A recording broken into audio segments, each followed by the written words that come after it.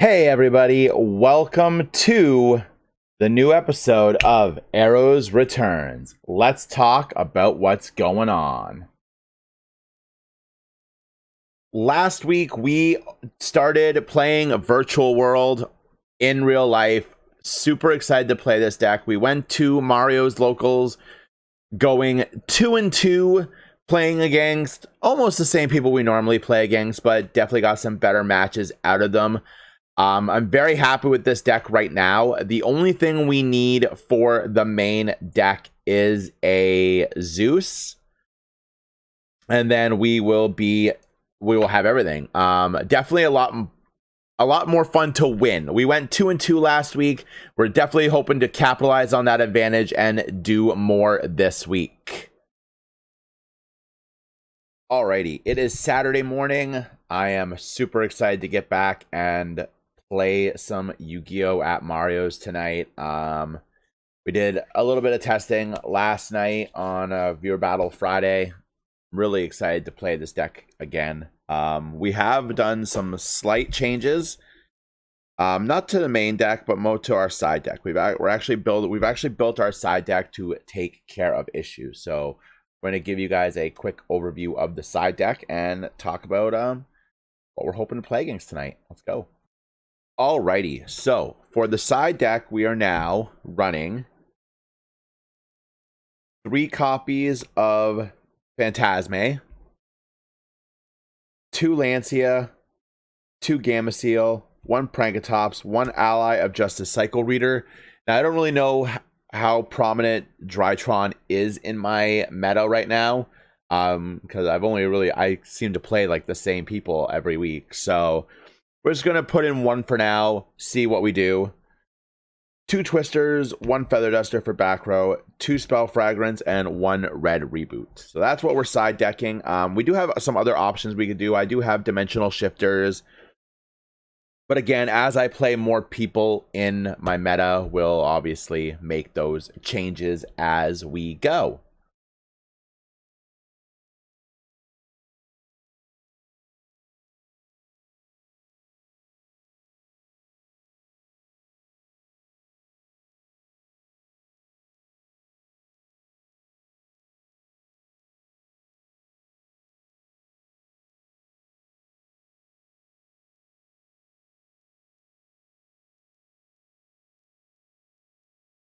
Alrighty, guys, it is Monday, and as you saw in my little text scroll, we ended up going to Mario's for the tournament that we initially started filming for. So, but nothing really changed throughout that week, so we're just going to use that footage and put it for this one. And guys, we had a very successful tournament this past Saturday. There was only 7 people. It was a bit smaller. We played 3 rounds, but I played against some of the best players in the locals, and I'm really happy to go over and show you guys how we did. So let's just jump into it. So round 1, we ended up playing against Carter, and these games were pretty cut and dry, pretty straightforward. It was a small 7-round tournament. 7-man tournament with 3 rounds, and Carter was playing Phantom Knights, and essentially our games went pretty much the same. Game 1, he went first, he opened up, and he made many big monsters on the field that I could not do anything to.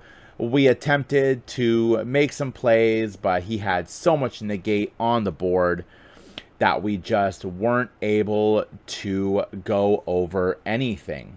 Game 2 was kind of the same thing the other way.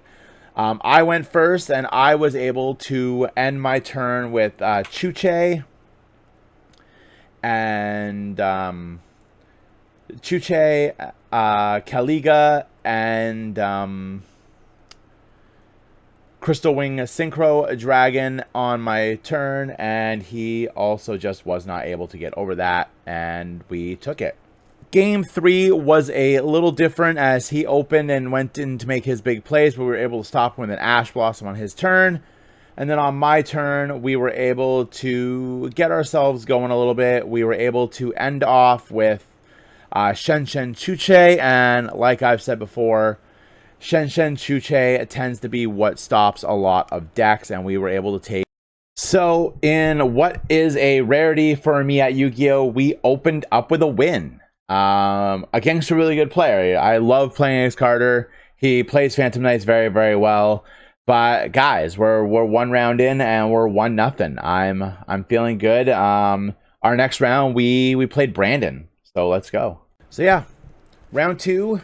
We played Brandon, and this was a completely different type of animal from the game that we played against Carter. Our opening hand was decent enough. We opted to go with the cliche play of Kowloon after we accidentally drew for a turn. Luckily, Brandon was nice enough to let us take it back. This is what happens when you play way too many card games. You are a scrub. A scrub.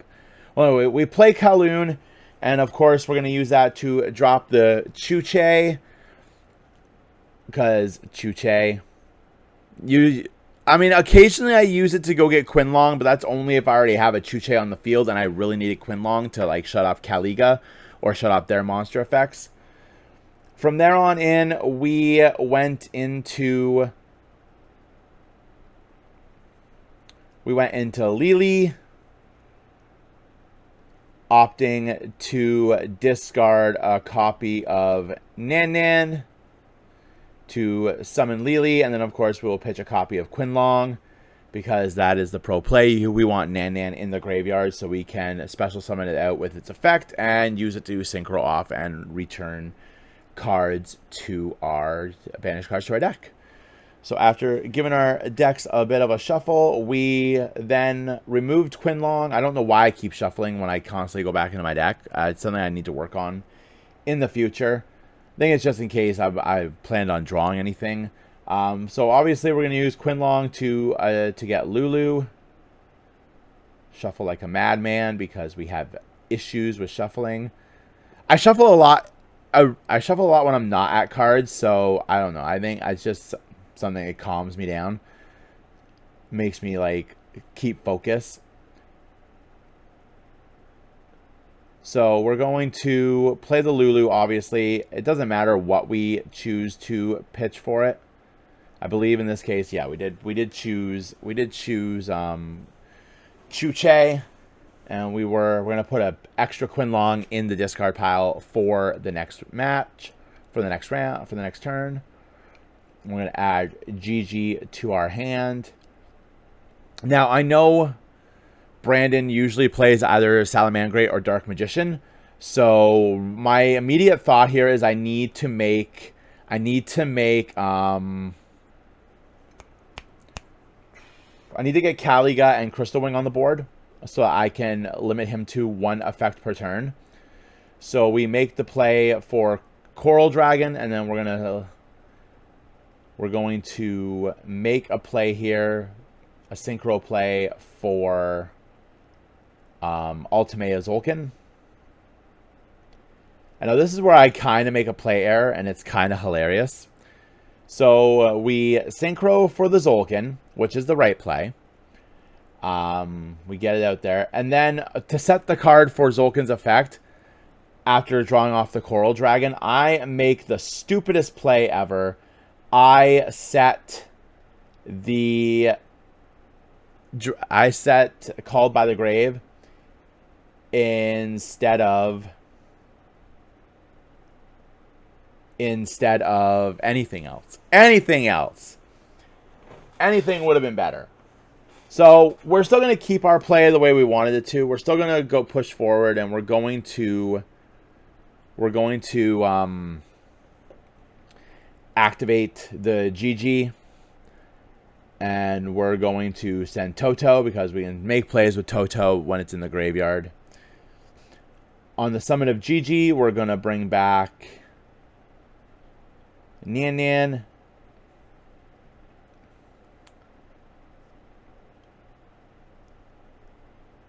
We're going to make the synchro to the Stardust Charge War. At this point, we're just looking for more draws. I mean, we could have made Muddy Mud Dragon, and we could have attempted, and we could have just kept... looking back on it now, we could have made Money My Dragon, gone into the Caliga. We had a Chuche to banish, so we had plays.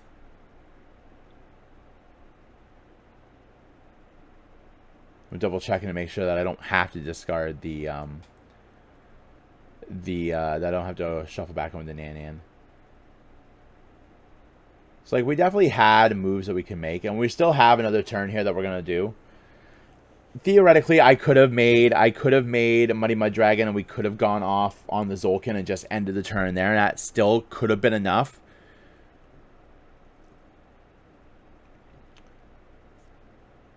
But instead, we opt to go in and discard the third Quinlong just to have more in the discard pile. And we summon Lao Lao. Lao Lao is going to bring back GG.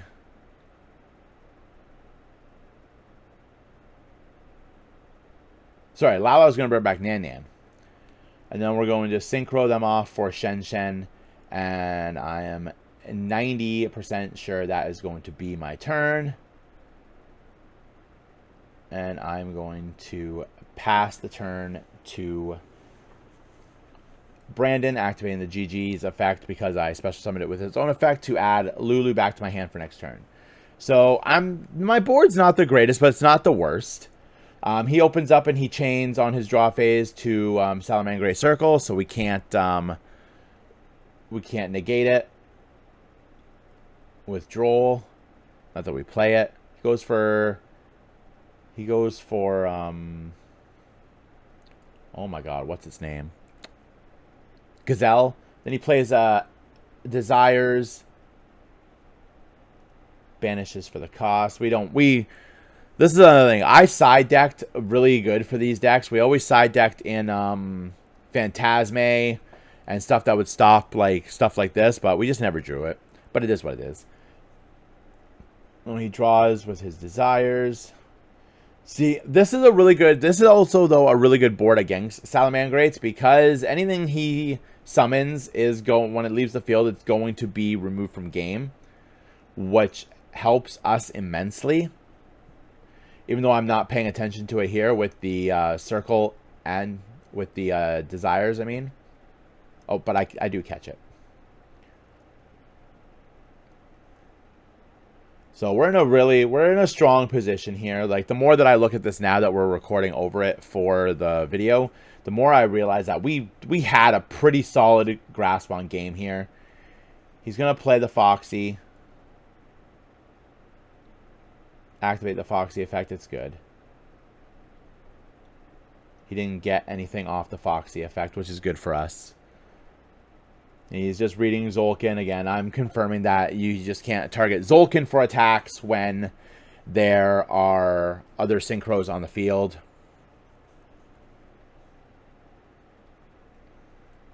So he's going to play Will.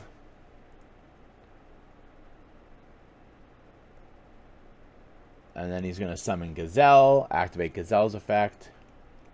I'm going to choose to banish Foxy here. I don't know if that was the right play, but it was the play that we made. I probably could have held on to it a little bit longer, but Salamangreats do get around this a little bit because Gazelle sends from the deck to the graveyard, so it gets under it gets around Shen Shen's ability.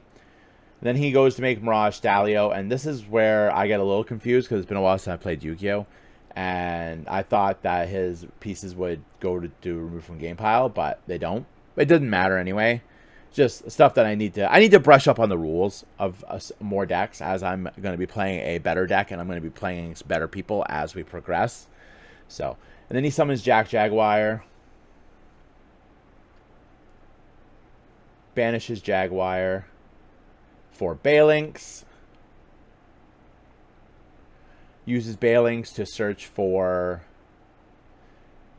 Sanctuary, but this is where I think we really clinched the game because to reincarnation summon, the stuff has to go to the graveyard.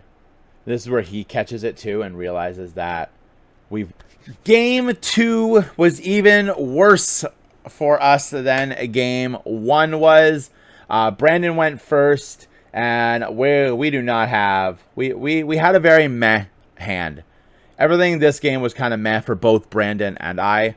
But he went first. He played Flame Buffalo and linked it off for Balinks. Sent Spinny to the graveyard with Buffalo's effect to draw some cards. Buffalo is such a good card for Salamangreats. I actually kind of want to play Salamangreats, but Access Code Talker is really expensive. So maybe when the Megatons come out, we'll look into building it as a fun little side deck. So he plays Balinks and he set 3.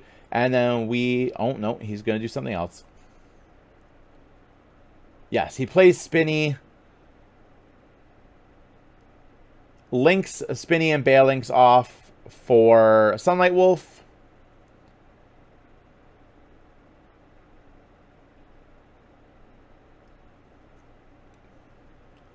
Then he sets 3 and ends his turn. So we draw for our turn.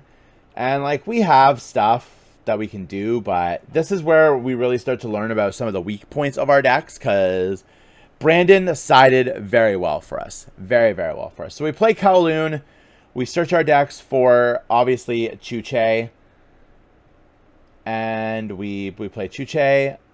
Salamangreats. I think that my favorite thing about Salamangreats is it's very consistent in what it does. It doesn't have like a lot of opening plays, but the opening plays it does very well, in my opinion. So we also played a Quinlong just so we had some variety for what we're pitching. And Quinlong will let us feed Chuche because we can negate his Salamangreat effects for what it's worth on our turn. Not that there's anything worth negating, but it's just really to negate so we can keep feeding Chuche so we can keep destroying stuff. And then we're going to... This is where we learn about our deck's core weakness. So we will go to play a GG and we target Chuche. Now this is cool, actually. I really enjoyed learning this. So he activates Twin Twister and he destroys just my Chuche. Now doing this fizzles out my GG. So I can't activate it. We're kind of a little stalled here because I need to get the GG on the field in order to start making plays. So, and because I've already activated GG, we can't do anything else with it. So we're going to normal summon Nan, and we are going to attempt to activate Lao, targeting Nan. And he roars our Lao, so our Lao gets destroyed. Salamangreats actually has a lot of back row hate for this deck, which I just really learned because I've only ever played against Salamangreats once, and that was against Carter. And he just negated my monster effects. He didn't really stop me from summoning my my guys. So we're kind of a little screwed here. So we pass turn with just a Nan and a Quinlong on the field, and yikes. He activates Sunlight Wolf's effect to return, I believe he ends up returning Roar, which is obviously the smart play.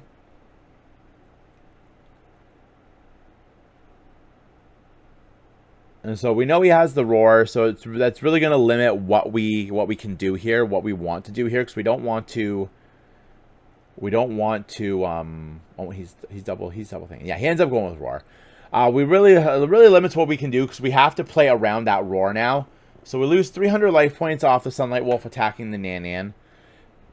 And then he sets 2 back row and ends his turn. I draw. I drew into another Chuche, which is kind of okay. We're going to set that, and we're going to normal summon. We're going to normal summon GG because we know he has... Because we know he has the Roar. So we're trying really hard here to play around the Roar. So we're gonna activate Nan's effect. He doesn't roar it, which is I was expecting him to. Or maybe he does roar it. I don't remember. No, he lets us have it. So we bring out Nan as a tuner. And this is where we kind of play more of a grindy game with this. Well, I don't know if you'd call it a grindy game, but it's essentially a grindy game. So we're going to attempt to activate GG on Nan. Now we're trying to bait out the Roar, which we do. So now we know he's got 1 back row, but we've gotten rid of the Roar. So we're going to synchro the GG and the Nan for Stardust Charge Warrior. Now we went for Charge Warrior instead of Coral Dragon, because if we were to activate Coral Dragon and that was something that negate that could stop the Coral Dragon, then we'd be a little screwed. But at least with the Charge Warrior, we can get some stuff going on here. So we play a Lulu as well. And he ashes it. So the Lulu will stay in the hand. We have a face down Chuche. We're going to attack over his Sunlight Wolf. He's going to negate. He's going to stop the destruction with Balings, but he still takes the damage, so it's okay. And then we're going to banish. I believe in here we banish Kowloon to negate the Wolf's effect. Again, it's not doing anything. We just want that second Virtual World card in the banish pile so we can activate Chuche.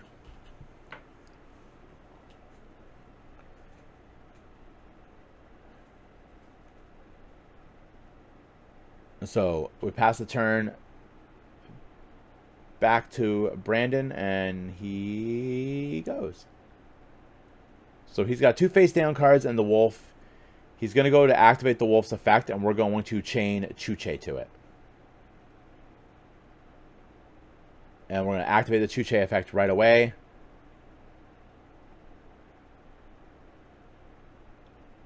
Double checking that we can. He's going to imperm it, which will stop us.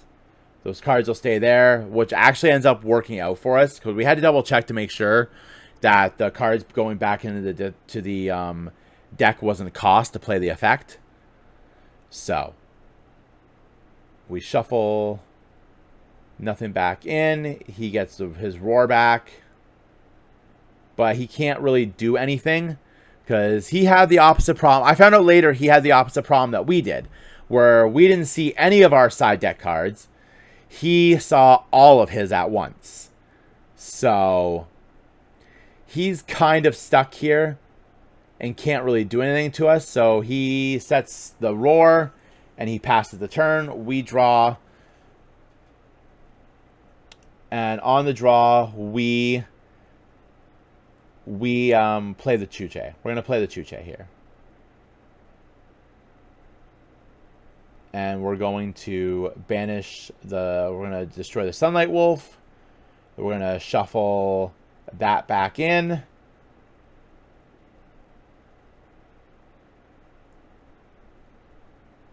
And we are going to... So this is where I really need to reread cards, because I could have made the play and I could have gone off with my Virtual World stuff, but I forgot that Salamangreat Roar needs to have a Salamangreat Link monster on the field in order to be activated. So we just kind of play safe here a little bit, and we just normal summon our Lulu. Whereas had I actually been paying attention and knew what cards do,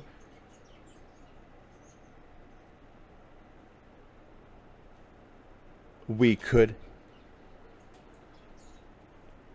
have gone off and made Salamangreat plays. Not Salamangreat plays, sorry, Virtual World plays. We could have made Salamangreat plays, guys. We could have made Virtual World plays, and so we just attack, we synchro off into Shen Shen, and we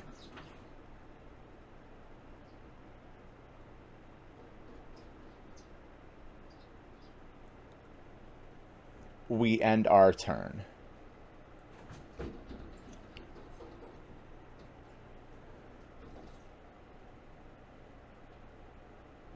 We banish for Quinlong to just get cards in the discard pile in case we need to for Chuche.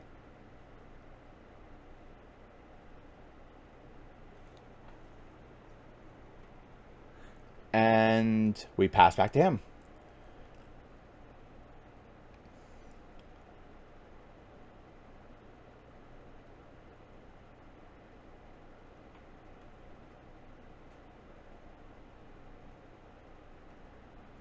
Check his graveyard.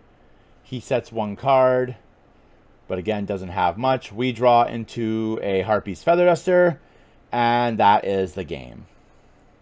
So we pull out the win here, you guys. We are now 2-0. So heading into round 3, I didn't like the way the footage came out for round 3, so we're not going to use it. It just had a lot of really bad glare, so it was really hard to see a lot of the stuff. So we played against Ian, and this week he was playing my mutants. Have no idea what they did. So I won the die roll. I went first, and I ended off my turn with my play of I ended off with Constellar, Polymer, Chuche, and the level 6 Virtual World Synchro, whose name eludes me right now. I cannot think of it. Juju? I can't think of it. And he went and played his turn. We were able to stop some of his plays with Ash Blossom, and then I went next, and I won. It was a really short game. Game 2, I got Nibiru'd. Hard, and I couldn't do anything with it. On his turn, he summoned 2 really big monsters on top of Nibiru, and I died. Game 3 was a grind because I didn't really draw anything. I ended up making the level 6 Synchro again. I just sat and attacked him. He didn't really draw anything. We used Chuche to stop any monster plays he made, and we just kept poking him for damage, and we won. So we ended up going 3-0 at locals. We came in first place. I'm so happy to have gotten my first tournament win under my belt with this return to more serious Yu-Gi-Oh play. It was really awesome. Huge shout out to everybody who showed up. Yes, I am wearing a different shirt halfway through this because, you know, continuity.